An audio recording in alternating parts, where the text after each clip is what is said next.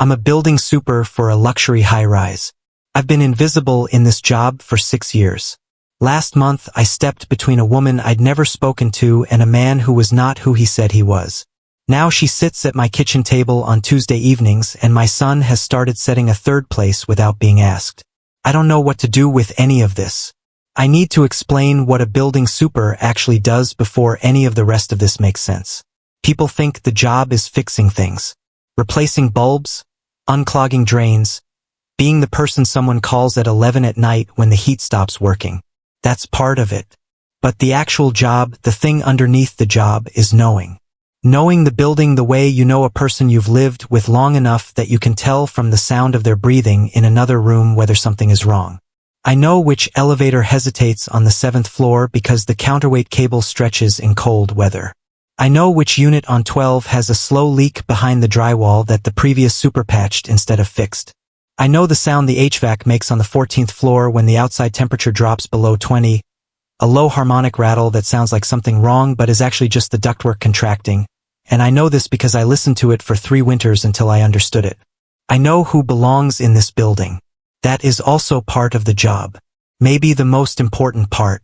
The Caldwell Tower has 42 floors, 318 residential units, a parking structure, a fitness center, a rooftop terrace that gets used 4 months out of 12, and a loading dock where I spend approximately 90 minutes every Monday morning reviewing the week's vendor access log. I have been the super here for 6 years. Before that, I worked maintenance at a hospital, which is where I learned that the buildings people rely on most are the ones they think about least, and that the people who keep those buildings running are, by design, invisible. I am comfortable with invisible. I chose it the same way you choose anything you choose after a loss that restructures everything else. 4 years ago, my wife Dana died. Stroke, which is the kind of thing that doesn't have a before and after story because it happens in the space of a Tuesday afternoon, and then everything after is just after. She was 34. My son Marcus was 3. For a long time, I didn't think about the shape of what came next. I thought about Marcus. I thought about the particular way he still said her name in his sleep sometimes, without grief, just as a word, the way you say words in dreams without meaning them.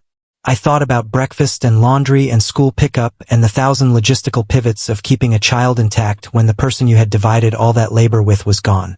I kept working. The building kept needing me. These two things held each other up for a long time. Marcus was 7 when Nadia Reeves moved into Unit 31C. I knew about her before she arrived. I know about most new tenants before they arrive because the move-in paperwork comes through my office and because I make it my business to understand who is coming into the building and what they might need.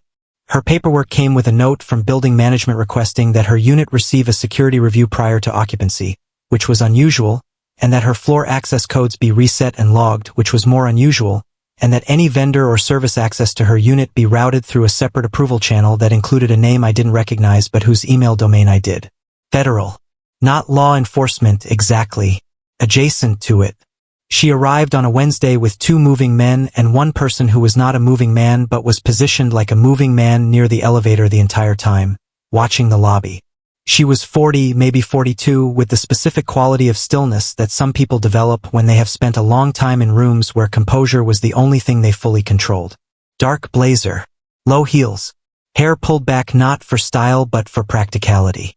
She shook my hand when I introduced myself, and she looked at me the way people look at you when they are actually recording what they see rather than just processing it. "I'll need to know how to reach you directly," she said. "Not through the main desk. You specifically." I gave her my cell. Most tenants get the main line. That she asked for mine told me she understood something about how buildings worked, which is to say she understood that the person who actually knew what was happening was not the person at the front desk. I went back to work. Marcus was at after school. I had a compressor issue on the parking level to diagnose before end of day. I did not think about Nadia Reeves. Not until Thursday, when I was in the service corridor behind the 31st floor utility closet replacing a junction box, and I heard 2 voices in the corridor that had no reason to be there. Service corridors in the Caldwell have camera coverage at the entry points. Not throughout. This is a budget decision made before my time that I have flagged twice in writing to building management and that has not been addressed. The result is that if you know where the cameras are, and if you entered the corridor through the loading dock with a vendor badge and a plausible reason to be there, you can move through the back half of the 31st floor without appearing on any recording. Someone knew this. I didn't know how, but someone knew it. I heard them before I saw them. Two men. Talking low, the way people talk when they want to be quiet but need to communicate something quickly. I stayed where I was behind the junction box housing and I listened. They weren't talking about anything that sounded immediately alarming. They were talking about timing, about a window, about whether the elevator override would hold for the duration they needed. Elevator override. There is a service override on each elevator in the Caldwell that allows maintenance to hold a car at a specific floor. This is for moving furniture, for large deliveries, for anything that requires the elevator to be stationary for an extended period. To use it, you need a key that lives on a ring in my office. My office locks. The key ring locks inside a cabinet. 3 people have access to the cabinet, me, the assistant super, and building management. I finished what I was doing behind the junction box in a way that made no sound. Then I took the long way back to my office through the east service stair. The key ring was where it always was. The elevator override key was on the ring. But the ring was on the wrong hook. I hang it on the left hook. It was on the right. Someone had been in my office, taken the key, used it, and returned it. Not perfectly. Almost perfectly. Almost perfectly is all I needed. I want to tell you what I did next was brave or calculated or the result of some trained instinct I can account for. It wasn't. It was the same thing that happens when I hear a sound in the building that doesn't fit the building's pattern. I respond to it. Not because I'm a hero. Because it's wrong, and wrong things in a building that 318 people live in are my problem. I knocked on 31C. She opened it with the chain on. She looked at me through the gap the way she had looked at everything. Recording. There are 2 men in your service corridor, I said. They have been in my office and they know the elevator override system. I don't know who sent them. I think you do. The chain came off. She opened the door. The first thing I noticed was that she was not surprised. Not the absence of surprise that comes from being numb, but the absence that comes from having already run the scenario, from having anticipated this particular development and prepared for it while hoping it wouldn't come. The second thing I noticed was a coffee mug on the kitchen counter that was still steaming, which meant I had interrupted something. Work, from the look of the papers spread on the table. Printed documents, highlighted in 2 colors with a system. Yellow for confirmed. Blue for pending. She was a federal judge. I found out later. At the time I knew only that she was someone people needed to reach before she reached a decision about something that mattered to them enough to send 2 men into a service corridor with a copied key. How did they get access to your office? She asked. I don't know yet. But you'll find out. Yes. She looked at me for a moment. Then she picked up her phone and made a call. Short. 3 sentences. She hung up. She said her security contact was 22 minutes out. She said she needed those 22 minutes to be contained. She said, can you do that? I said I knew the building. She said she was aware of that. I will not tell you the 22 minutes were dramatic. They weren't. I went back into the service corridor and I walked it from end to end the way I walked it every week, without hurry, making the ordinary sounds of a maintenance worker doing ordinary maintenance work. The 2 men were gone. They had heard the knock on 31C, or they had a timeline, or they had another signal. I didn't know. What I knew was that they were no longer between the walls of my building and that I could account for every exit they might have used. I checked the elevator override, disengaged it, reset the code. Then I went back to her door and knocked again. She let me in. We sat at her kitchen table and I told her everything I had observed, in the order I had observed it. She listened the same way I had watched her look at things. Recording. Not reacting. When I finished, she asked 2 questions, both specific, both about timing. She wrote the answers on a legal pad in small, even handwriting. Then she said, you didn't have to do this. I said it was my building. She looked at me. I said it again, not defensively, just because it was the accurate answer. Her security contact arrived in 19 minutes. He shook my hand and asked me the same question she had asked, in the same order, which told me she had briefed him before he arrived, which told me she was fast in the way that people are fast when precision has become habitual. He went to look at the service corridor. He came back looking like he wanted to ask me several more things, and I answered them before he asked them, which produced an expression I recognized from other men who had underestimated what a building super actually knows about the building they've worked in for 6 years. He gave me his card. He said I'd been helpful. He said it in the clipped, specific way of someone who doesn't give the word away without meaning it. She walked me to the door. She said thank you. I said it was nothing. We both understood it wasn't nothing, and neither of us said so. At the door she said, I'm going to make dinner. I always make too much. If you don't have anywhere to be. I had somewhere to be. I had Marcus at after school until 6 and a compressor issue still open on the parking level and 3 maintenance requests that had come in while my afternoon went sideways. 6:30, I said. She nodded. That was all. Marcus had his father's habit of watching things without visibly watching them.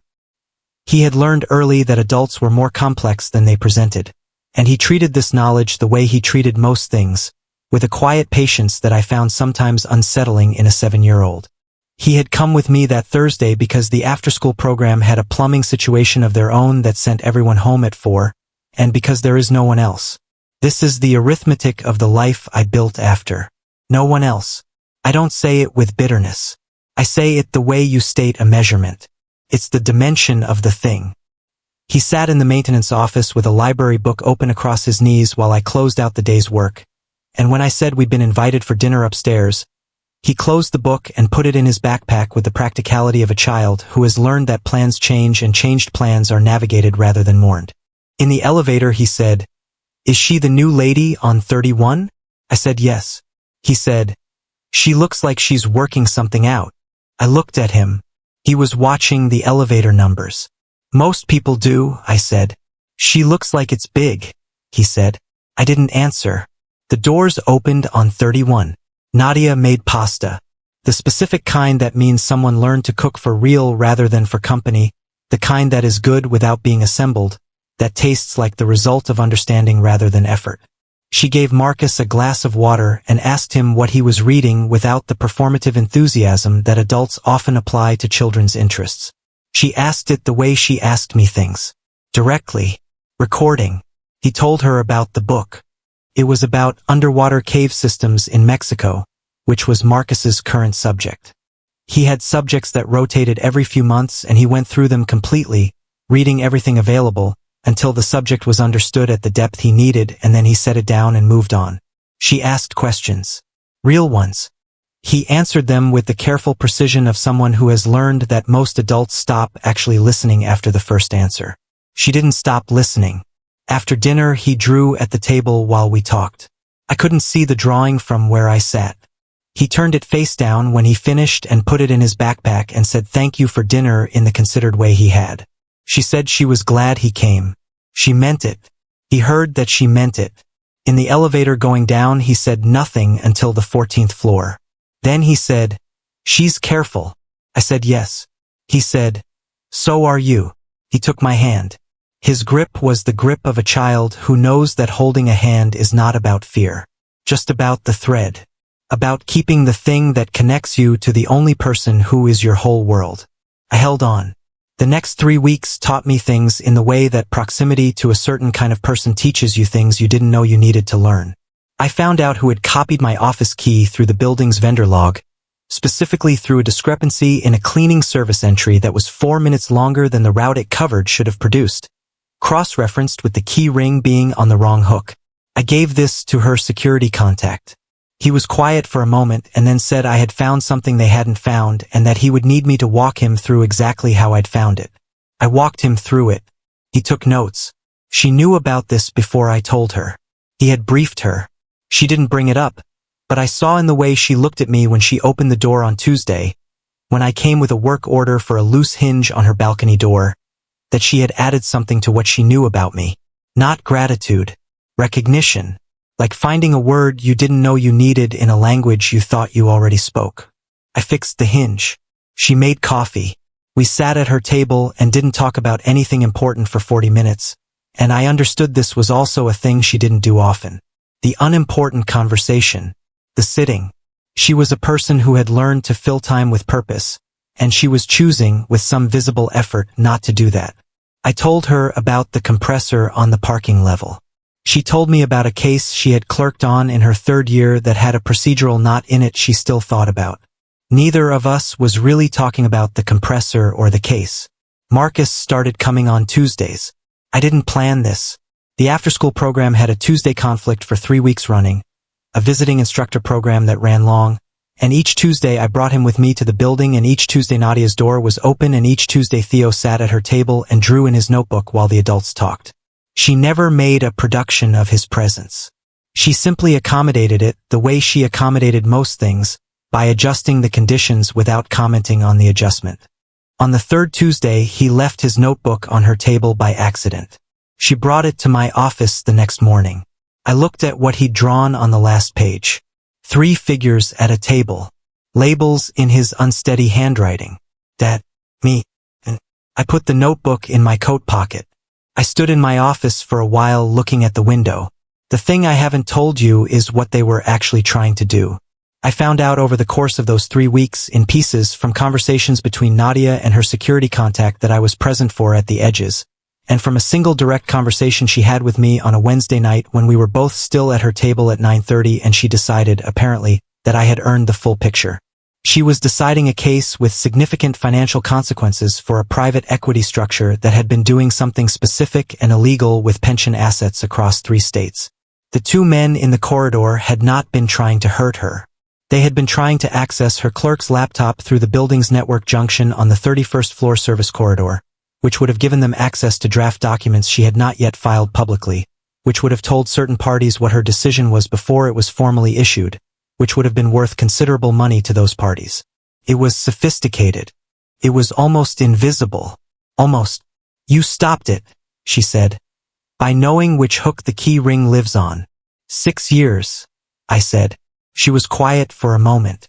She held her coffee cup with both hands the way she always did, not for warmth, just as an anchor. She said, I've been in rooms with very powerful people my entire career, people with resources and education and entire departments that exist to understand the things I need to understand. And a building superintendent stopped this by knowing which hook. I said I was familiar with the building. She looked at me. Don't do that. I said, don't do what? Make it smaller than it is.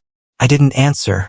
Outside her window, the city was doing what cities do at 9:30 on a Wednesday, moving and lit and indifferent to the particular weight of a conversation happening on the 31st floor of a building most of its residents thought about as little as the pipes.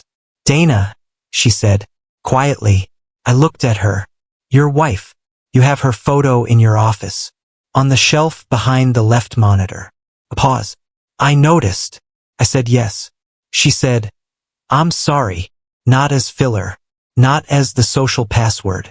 The specific sorry of someone who understands loss in the way people understand it when it has restructured something real in them. I didn't ask. She didn't offer. We let it be what it was. She refilled my coffee without asking if I wanted more. I stayed until 11.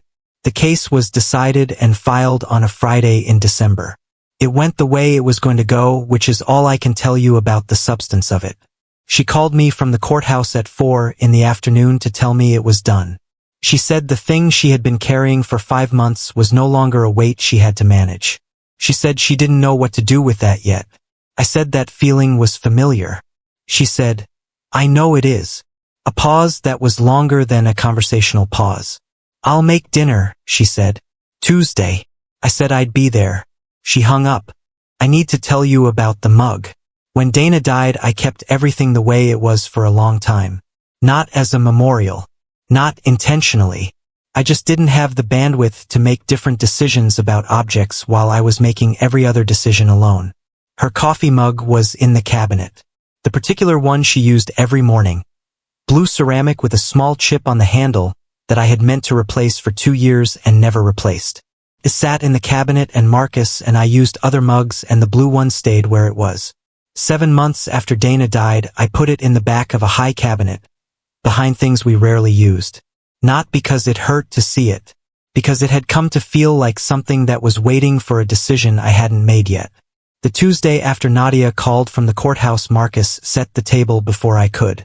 He did it with the same matter-of-fact efficiency with which he did most things. 2 mugs from the usual shelf. And then, without pausing, without comment, he pushed a step stool to the high cabinet and took down the blue one and put it at the 3rd place. He folded a paper napkin under it with the care of a child performing a ceremony he hasn't named. Then he went to his room. I stood in the kitchen with the table set for 3 and the blue mug on the 3rd place and the particular density in the room that is not grief and is not its opposite and has no clean name. When she knocked, I opened the door. She came in. She set down the bag she was carrying. She looked at the table. She saw the 3 mugs. She saw the 3rd one specifically. She was fast. She understood it without being told. She looked at me. I didn't say anything large. I don't have the language for large things, or I have it and I don't trust it, or I trust it and I don't know yet if this is the moment to use it. All 3 of those are true simultaneously. She took off her coat. She hung it on the hook by the door, the hook I had screwed in 6 years ago for Dana's coat and that had held a specific absence ever since, and she hung her coat on it the way you hang a coat on a hook you intend to use again. Then she sat down at the table. Marcus came out of his room. He looked at her. He looked at the mug. He sat in his chair. He opened his notebook. He drew something I couldn't see. I made dinner. The 3 of us ate. Outside the window, the December dark came down over the city and the building breathed around us the way buildings breathe when all their systems are running right, quietly, without asking to be noticed, the pipes and the ductwork and the wiring all doing the work that keeps people warm inside it. And I thought about what Marcus had said in the elevator on the first night. She looks like she's working something out. I thought, so am I? So have I been? For a long time. After dinner, she helped Marcus with a worksheet. He had a word problem he couldn't parse. She read it once and said, draw the thing first before you solve it, and he picked up his pencil and drew a small careful diagram and then solved it in 40 seconds. He looked at her with the assessing look he used for things that had proved themselves. He didn't say anything. He went back to his notebook. When he went to bed, he stopped at the kitchen doorway. He looked at her. He said, same time next week? She looked at me. I looked at her. Yeah, I said. He went upstairs. She turned her coffee cup in her hands. The blue one. She had used it without asking, the way you use things that have been put out for you. You didn't have to, she said. It was the right hook, I said. She looked at me. Almost a smile. Not quite. Something that lived just past it, warmer and less certain. Outside, snow. Inside, 3 cups in the drying rack. I don't know what to call this. I'm not good at naming things that don't have a blueprint. I'm good at knowing when something is running right, when the sounds add up, when the weight is distributed correctly and the mechanism is doing what it was made to do without being forced. It's running right. That's all I know how to say.